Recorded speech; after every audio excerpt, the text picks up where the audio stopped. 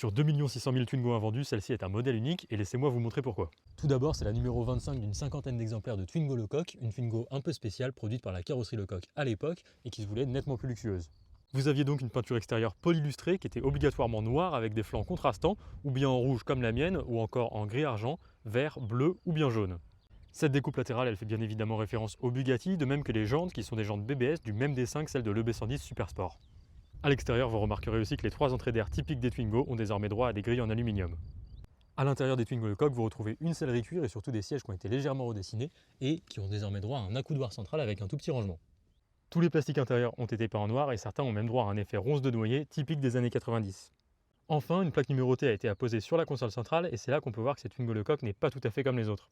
Et oui, comme je le disais en introduction, c'est une version unique baptisée Édition Auburn et qui a certainement été faite en hommage au constructeur du même nom.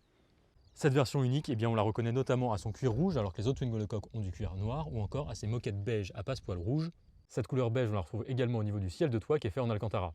Et un autre petit détail qui permet de différencier cette version unique, eh bien, c'est la couleur de ces entrées d'air, donc en aluminium, qui sont peintes en rouge sur cette version alors qu'elles sont couleur aluminium sur les autres Twingo Lecoq.